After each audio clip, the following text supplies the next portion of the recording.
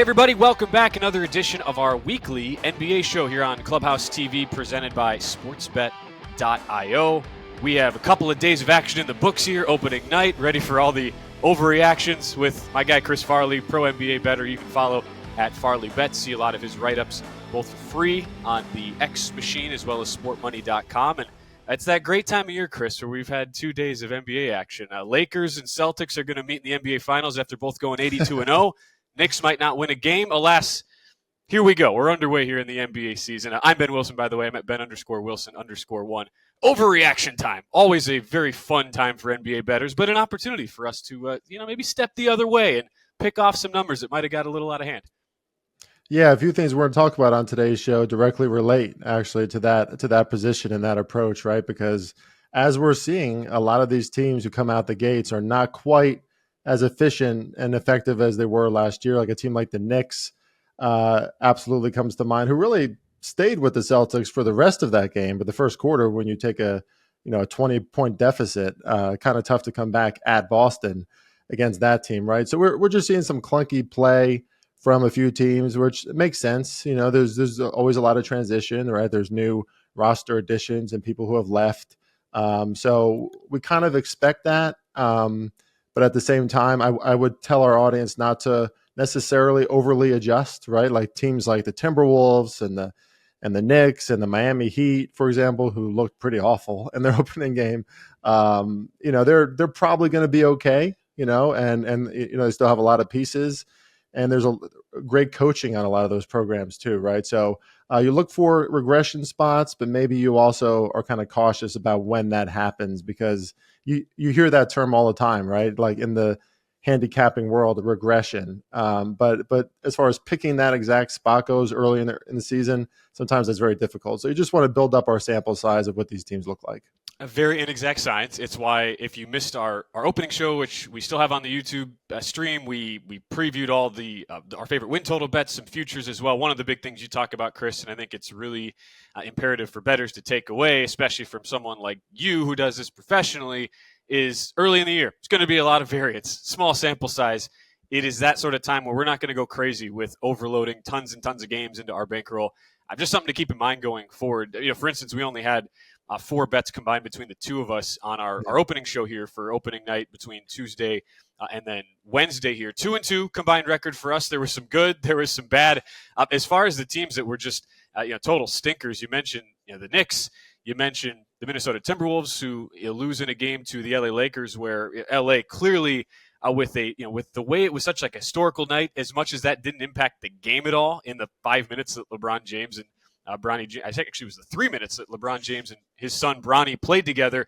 There are certain like individual one-off moments where, whether it's that for the Lakers, whether it's a ring night for Boston, that you see certain teams get up for these certain spots that you just aren't going to see in game 27, right? Like, are the Lakers really going to bring that sort of defensive intensity and rim protection on January 18th in a random game against Atlanta? I don't think so.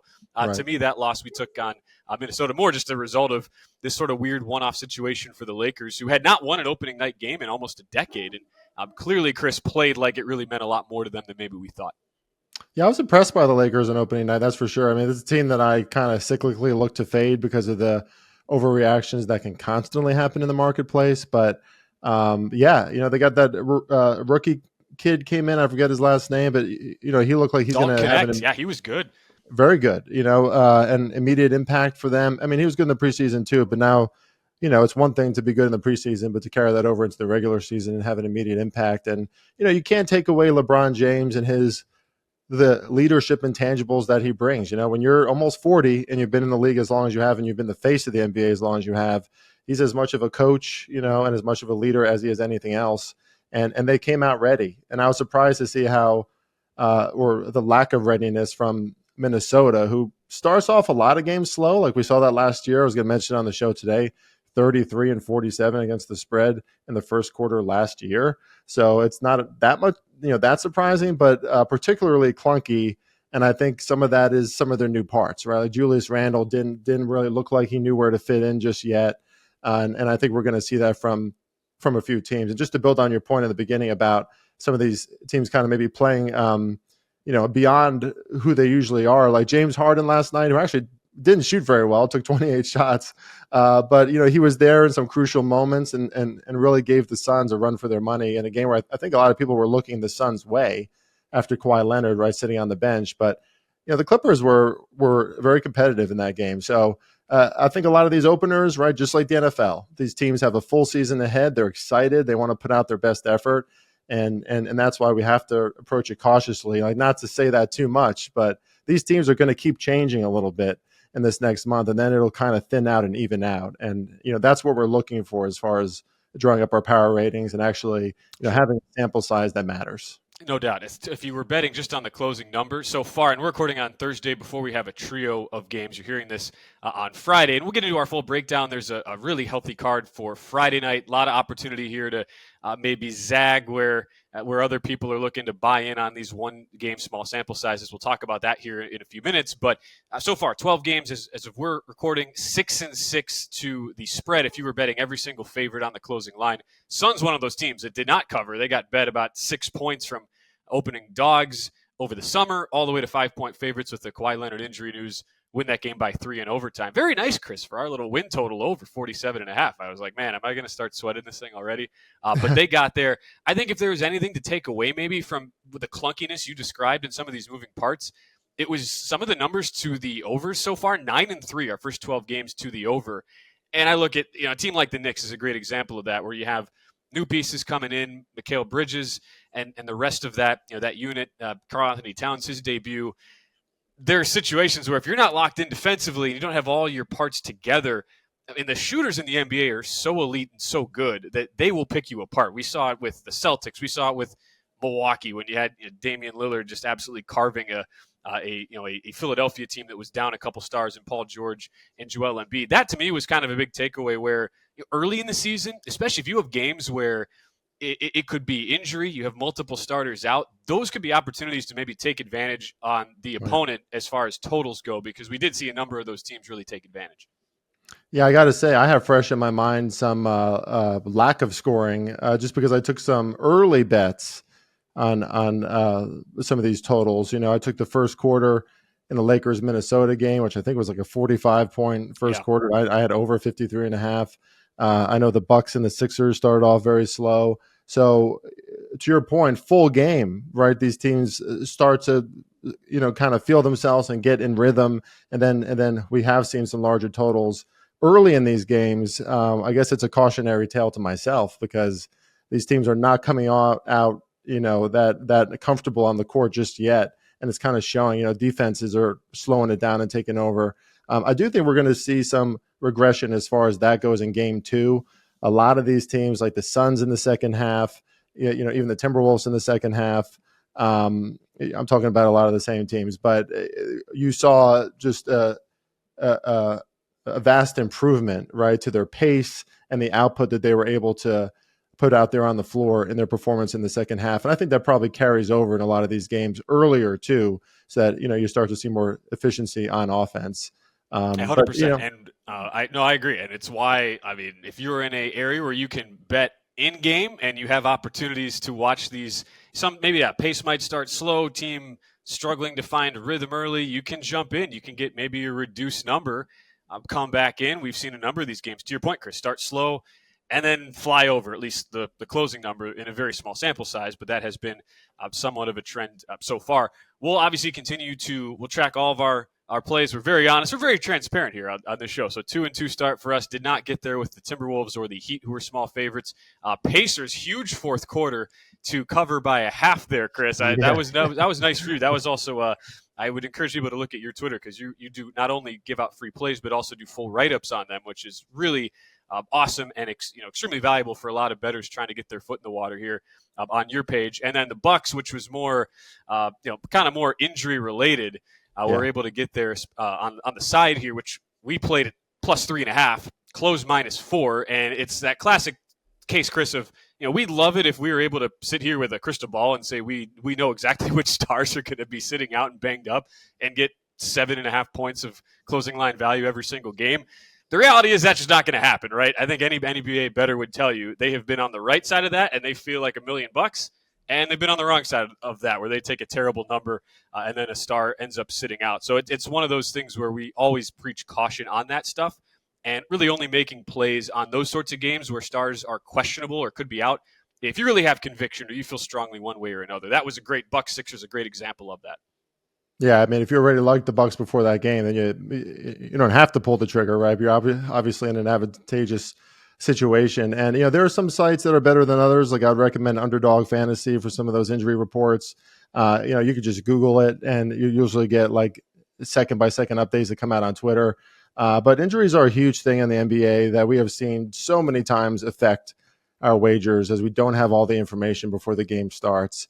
And then sometimes you see a team that certainly seems easy to fade because somebody is out, like a star is out. Then the team plays over their head because that star is out, right? And maybe because some other guys are getting more opportunities. So it's definitely not a 100% hit rate when that kind of thing happens, right. But something to keep in mind always when it comes to the NBA.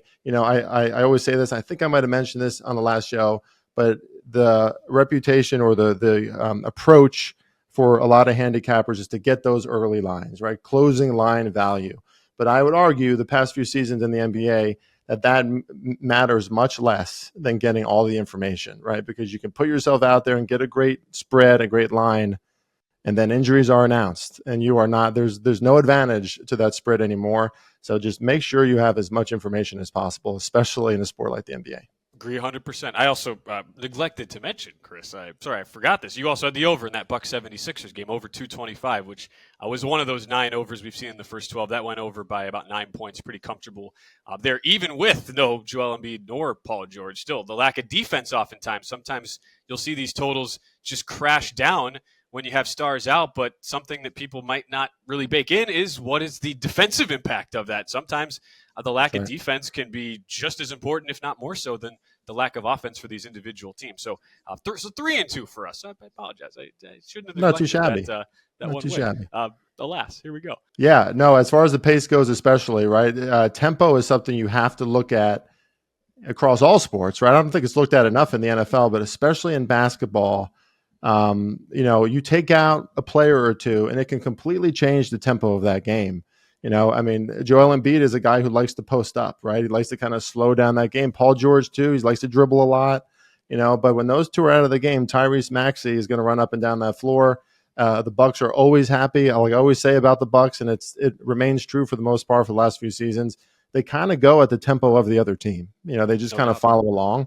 And so I liked the tempo in that game. It turned out to not even be as fast as I thought that it would be, but it still resulted in that over. So, look for tempo changes too when some of these players are not in the game, because that could have a significant impact on the totals. Yeah, great piece of advice going forward. All right, we'll transition here into our Friday games. 10 games, 9 of the 10, Chris, have lines out already. The only one that doesn't was because of the big injury news from New Orleans, where DeJounte Murray feared to have suffered a pretty bad injury here, suffers a fractured left hand. Pelicans won and covered over the Bulls, but he is out. I have not seen a line come out yet as of when we're recording here Thursday afternoon for New Orleans and Portland, which is a shame because you faded the Blazers. I faded them long term. I have their win total under. I think you and I were both ready to jump all over a Pelicans team that looked really good on offense before the DeJounte Murray injury. Yeah. Unfortunately, we will not be able to do that. There's no line out as of yet, but probably the marquee game, at least for the Friday night card, this will be the primetime 10 p.m. Eastern game, is Phoenix going to LA. A couple teams we've already talked about here, Chris, where the Suns get that overtime win in dramatic fashion, opening up the Intuit Dome. They'll go, it used to be, you stay in the same building, but now they'll just go across town from Inglewood to downtown LA and take on the Lakers. I'm seeing LA laying 2.5 here, 228.5 the total. Not much move here either side or total since we opened up, at least to this point, Chris, but you're taking an angle here on the total for game 2. Yeah, I think we could see some points in this one. I have this projected to be, what do I have here? 218 to 213. So just a few points over that number. But usually when you get to above 3 points for me in a total, I'll at least take a look and maybe actually pull the trigger on a total. And in this game in particular, like you said, the Suns, they came on stronger later, which I think can carry over into this game. Very clunky and a slow start for them. And a game that they easily could have lost, which I think was against a pretty shallow Clippers roster these days. Like I said, Harden took 28 shots. He wasn't efficient.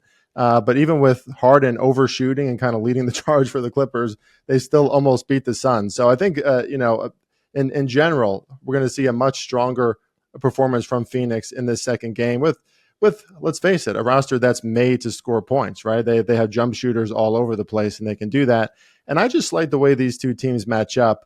The Lakers are big. They got a lot of big guys on their team. Rui Hachimura came out very aggressive in game one. I love that for the Lakers if he continues to look that way. Anthony Davis, too, came on very strong in the second half, which we know that can be very inconsistent.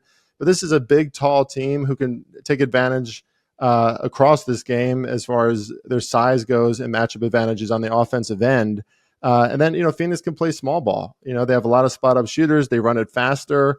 And I like their matchup on offense as well. So it's a showcase of the stars. LA likes to run the ball fast. I was actually surprised that the tempo wasn't as fast as I think it could have been for the Lakers, but Minnesota kind of slowed down that game a little bit. But when the Lakers had a chance to push the ball down the court, they did it in every one of those situations, and that's kind of how they gain margin. We love that LeBron. We know that LeBron loves to do that in particular, and like Austin Reeves has kind of become his right-hand man as far as that goes. So I think there's going to be a higher tempo in this game. Again, a showcase of shooting stars and some of that defensive intensity we saw right away. I was surprised because one of the things I was saying heading into the opening night is that I don't think this is going to look like a bunch of playoff games, but it kind of did. Between some of these teams, they were playing hard defensively and physically. I don't think we see as much of this in game two. So like I said, I have this around 231.5 from my projection. So I will take it over. And you got the 228 on that, Chris. That is available in the market, as well as a lot of books at 228.5 right now. Very much still a bettable number there. And that's all considering the fact the Lakers were 5 of 30 from three. I mean, they didn't make anything from the outside. You'd figure a little more positive regression to that, but Lakers were able to get away with it because they had 15 offensive rebounds. To your point on the physicality inside, also an 8-1 block advantage on Minnesota. Again, not what you were expecting against a Minnesota team top 5 in defensive rating a year ago. But a lot to like as far as points being scored, Lakers and Suns. I thought going in, I'd be on the Suns side, Chris, just with how high I am on Phoenix long-term this year. We both, I think, we're a little bit down on the longer-term prospects for LA. But, I mean, you put those two games side by side, Phoenix, Clippers, and then Lakers and Minnesota, and it's obvious. I mean, Lakers come in with really, really good form. Clearly, J.J. Redick he's one game, right? We don't want to overreact, but some of the in-game adjustments he was able to make, I was impressed with. And I think it's going to take the Suns a little bit of time to find their true identity, as much as they're going to be a three-point launching team early, which is definitely more conducive to overs. I just felt a little bit uneasy about wanting to lay 2.5 with Phoenix, so I stayed off on the side as much as I thought I would get there. I do like your position, though. A little bit of over action there, over 228 in Lakers and Suns. Probably there's really a couple of marquee games here, Chris, to start on the Friday. We do get a rematch, Eastern Conference semifinals. Knicks taking on the Pacers after the 7-game war that happened last year. And I saw this originally after the Knicks lost. So we go back to Tuesday night. This got opened at Knicks laying 5.5. Now, if you're comparing, just kind of going based on market ratings last year, okay, Eastern Conference semis, game 1. And now remember, that was back when the injuries had not fully just torpedoed the Knicks yet, right? They already had Mitchell Robinson out injured for the year. Pacers already had Benedict Mathurin out injured. So I thought it's a pretty good litmus test to go back to that line. And the Knicks were laying 6 in that game. They get blasted by Boston now on opening night. Now the line comes down to 5.5. Then Indiana comes and has a big fourth quarter on Wednesday night. They beat Detroit, cover by a half point. And now this line goes all the way down to 4.5. I just thought that was a bit too aggressive of an overreaction. And especially, you're talking about just handicapping 101, a team in a playoff rematch spot from last year off of a terrible loss to start their season, coming back home opener against a defense that was really poor all year, bottom 6 in the NBA in defensive rating in Indiana.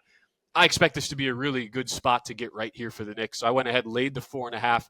It's still out there at some books, 4.5. I see a couple out to 5, even some 5.5s out there in the market. But a spot I do really love the Knicks here to bounce back in game 2. Yeah, you laid that out really well. I'll start off by saying that kind of manifesting my caution here a little bit. This is a game that I'm not going to bet, but that again, I think I can only bet the Knicks in this game, and it's what you said, right? So much of betting involves monitoring the market and just knowing the market and the market's position on these teams. And after one game, that's a pretty significant move down to 4.5 in favor of a Knicks team that I believe is at home too, right? Are they? Yeah, they are. Yeah, they're the home team in this one too. So they get to bounce back after a game against Boston where they hung with Boston for the rest of that contest. As far as each quarter, I think the third quarter they were down by 7, but they hung around. They didn't look like they were outmatched completely by the Celtics. Now, you could say that on the one hand, the Celtics were playing with a 20-point lead, so maybe they also played down a little bit. But the Knicks, the only reason why I'm not betting on the Knicks is that they're a team clearly in transition still for me. I mean, OG Anunoby had a weird game. I think a guy like Cameron Payne, when he comes in, is a weird fit. I mean, they had some good performances from their depth pieces, but even Karl Anthony Towns, who played well, I thought, but it just seemed that certain spots he felt out of place, like he didn't really know where to fit in and kind of max that out, for himself. And that's, we're going to see this, right, from some teams who had major transitions in the offseason. Whereas the Pacers, on the other hand, I would give them a matchup advantage in that sense, because this is basically the same team. They're clearly confident against these Knicks, and they figured it out in their first game, right? They really turned it up halfway through at least, and especially in that fourth quarter. So, the Pacers, for continuity, I mentioned that in our first show, continuity is something that I really look at the start of these seasons. I give the edge to Indiana, and that, that's probably a big part of why we see the line movement here. But the Knicks overall, I still do think are a better team, and they're at home, and they're in a position for regression and for improvement after that bad start. So I can only look at the Knicks. I'm not going to pull the trigger just yet. It's all totally fair, and it's why if you kind of even out both of those factors you just laid out, fair line's probably in the 5.5. 6 is a very key number in NBA, especially. 5.5 to me, that would have been a very, very fair price. I'm just looking to buy on the dip here. Remember, Game 7, when the Knicks were just totally decimated, they, like you and I, could have given the Knicks like 6 good minutes off the bench in that Game 7. That was Knicks only 2.5. So you're saying only a 2-point adjustment up from that. I get that, as you mentioned, Chris. There's been a lot of changes, lots of newness there. The Mikal Bridges, Karl Anthony Towns piece of it, especially. But I at least will give. You do have to take a leap of faith when you're talking about teams in transition early in the year. I feel a little bit better taking that leap of faith with a coach as proven as a Tom Thibodeau, especially getting his guys off the mat after you allow the Celtics to tie an NBA record, 29 made threes as well. And I'm still just not sold on Indiana's D. I mean, that those defensive numbers I thought from Game 1 against Detroit maybe inflated a little bit because the Pistons were this terrible three-point shooting team last year, bottom 5 in the league. And they go 9-33 on opening night as well. It's just a team that could not take advantage of some of the holes that were left open by Indiana. So I will lay 4.5. Look, as a Milwaukee Bucks fan, I was terrorized by this Indiana team last year. I watched them in person in Vegas at the in-season tournament, just blow out Milwaukee. So I'm prepared. I'm ready to get hurt again, Chris. I've had a whole offseason to marinate on it. Well, that's right. They are the first ever tournament champion. Oh no, they're not. No, the Lakers were, right? The Lakers were. Yeah, they went. They beat the Bucks within the line. Yes. Okay, of course the Lakers were. Ben, what was I thinking? Of course the Lakers were the first in-season tournament. But yeah, no, I totally agree. I mean, defensively, I think this is a game where you can look at someone like Jalen Brunson. You can look at a comeback game from OG Anunoby. And some of their other pieces, and I think they could really put up some points in this game. A team who are right that the starting 5 of that roster, some of those pieces aren't there yet, aren't there this year, but they were playing, way north of 40 minutes in those games in the postseason, exhausted, and this is an opportunity that they've probably been waiting for a long time. No doubt. Let's go to your final 2 plays, Chris. Couple of big spreads here for Game 2. Milwaukee takes advantage of that depleted Philadelphia roster. Wins going away in Philly Game 1. Now they're laying 9.5. Home opener for the Bucks against the Bulls, who defensively just could not really put up much of a fight against the Pelicans. Lose as 5-point dogs in New Orleans. Do not cover. Going down by 12 here. What do you make of the spot now? These division rivals squaring off here in Milwaukee. Yeah, Bulls and the Bucks, who the Bulls have traditionally played this very close, actually. Like the Bulls are a team that I love to fade in general. I think I'm going to love to fade them even more this season. I'll get to that in a second. But you look back historically, and almost every matchup against the Bucks, at least a few times a year, in the same division, they find a way to somehow keep it close, even though you would think talent-wise they're completely outmatched against the Bucks. But that's what you see in some of these divisional games.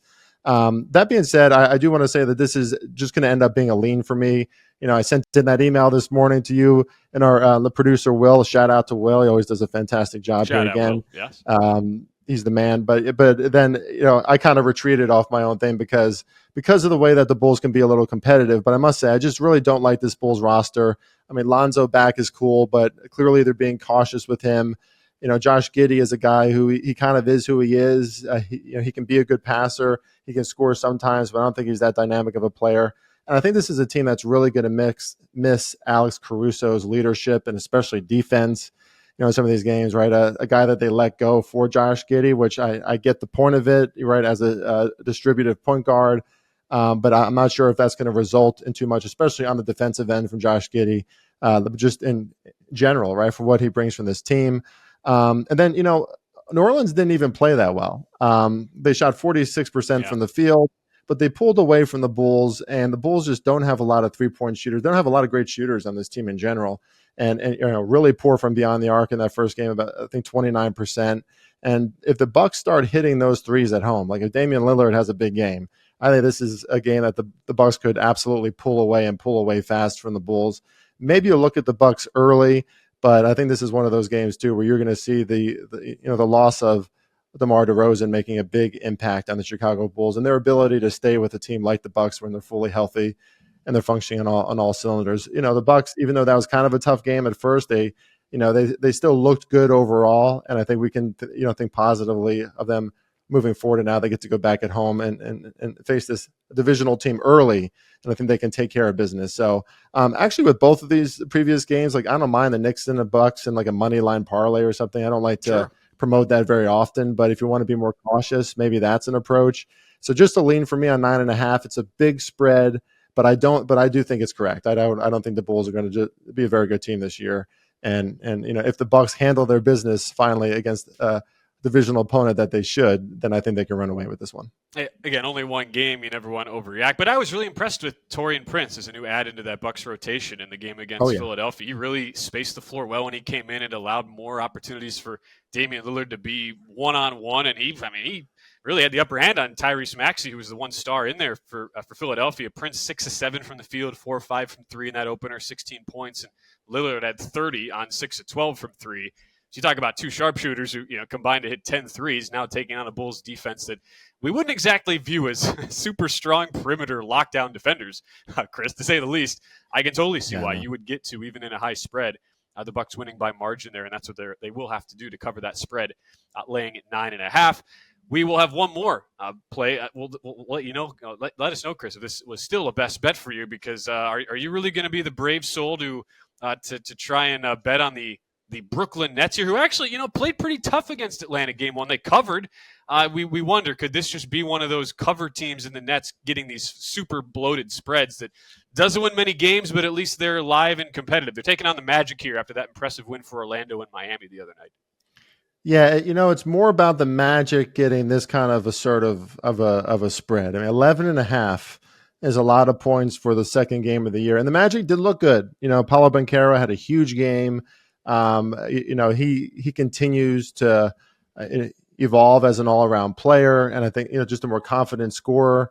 But that said, this is just a little too much inflation for me. I mean, the Nets played well against Atlanta, who I don't have Atlanta as like a highly power rated team or anything. But the Nets, I always say, and this is a team that I can have. I don't know if it's biased, but I've bet on the Nets plenty over the last 2 seasons when I think it's the right spot. But they're the definition of a B team. Everybody on the team is like a solid B player. They don't have necessarily a superstar. I think Cam Thomas is probably taking too many shots, but they do have guys who have a lot of NBA experience. Dennis Schroeder, Cam Johnson at this point, Finney Smith. They have veterans on the team who can kind of hold up the team in those tough spots. And I'm worried that Orlando is feeling a little too fat and sassy, if I'm being honest, Ben, after that big game, because I think that's more about Miami. Here we go, Miami, like not really showing up. Jimmy Butler had a tough game, which we've seen that from Jimmy Butler in the regular season a few times. So 11.5 is a lot of points. Like, we got to think of just the luck and the variance that happens in sports anyway, right? The Nets, the Magic are thinking really highly of themselves, but to pull away and win by 12 plus means you are dominating this game, right? You are entering the fourth quarter probably up by 15 to 20, and you're coasting into it. So this is a really, really assertive spread. And just from a pure numbers standpoint and a market perspective, I'm going to have a position on the Nets heading into this one, whether I think it's it's kind of gross or not. I just think numbers wise, I have to take advantage. I have the Magic as 8.5, for example, Gotcha. which Hey. I think is a very respectable spread for a home team that looks good, right? But 11.5. Now we're getting up to 3 points beyond where I have it, so gotta have a position on Brooklyn, even though it could be a little scary sometimes, Ben. Sometimes the hardest bets to make are the right bets to make. I mean, who in their right mind wants to put their hard-earned money on the Brooklyn Nets, the Nets who have all of a 19.5 win total when the season got underway. Yeah. But there's a reason why books shade these. You really have to pay a tax on these teams that get popular and show off really well in the early season, and I totally understand it. It makes a lot of sense. Numbers. Any team that Ben Simmons is affiliated with, I don't typically like to support, but it is what it is. Maybe he'll play full. Is he going to get over 40 games this year, Ben? Let's see. That would be a good bet. I'm sure that's out there somewhere. I'd take the. I mean, I'd feel contractually obligated to take the under, but that's just me. Nets plus 11.5 over the Magic. Lakers Suns over 228. Those are the best bets for Chris here for our second show. Again, these are all for the Friday slate. I am taking the Knicks laying 4.5 over the Indiana Pacers. And then for our show purposes, we'll record every single Thursday. You'll hear these on Fridays. Unfortunately for us, it's not like the NFL or college football where you have lines out weeks and weeks in advance for all these future games. There's so many moving parts. So we'll try to, at the end of every show here, just give people maybe some insight as to, depending on which results happen as we are recording in the future, maybe there could be a bet that might be possible to be made as a result of that here, Chris. So what sort of look-ahead spots are you kind of angling towards and hoping, depending on results, maybe show up for you? Yeah, I want to get this right because it's kind of wordy here, but we got that Lakers and Phoenix matchup on Friday night at LA, and then they both have a back-to-back on Saturday. So that that just means both teams have to play again on Saturday. So I'll be betting the Kings at the Lakers Saturday. If the Kings lose on Thursday, who are the Kings facing on Thursday? Timberwolves, I believe. That is Minnesota, yeah. Yeah. Which is, tonight, which I know that game might be over for many of you listening to this now. But if the Kings lose to Minnesota, right, who probably wants to bounce back from their loss, I will be betting the Kings on Saturday against the Lakers, especially if the Lakers come off a win. So that's just if we have a 2-0 Lakers squad against an 0-1 Kings squad, who I think could be very feisty this year as well, then I am going to look at the Kings in that one. Similarly, if the Mavs, or I'm going to bet the Mavs at Phoenix if the Suns win on Friday. And the Mavs have a pretty tough game tonight on Thursday too. Man, there's so much going on, Ben. But that's the San Antonio game, yeah. Coming out here, yeah. San Antonio, who I think is also going to be kind of feisty and a little tougher for Dallas to figure out than they think. Especially with Klay Thompson, I don't know if he's going to be like an immediate fit for them. So look for Dallas on Saturday against the Suns if the Suns win on Friday as well. So much of betting the NBA on a nightly basis, it's situational handicapping, injury related, and we're doing our best to, especially with this one snapshot in time here on a Thursday afternoon when there's so many moving parts, try to do our best to capture that as well. But 3 best bets for us, 3 and 2 for us combined on the show last week.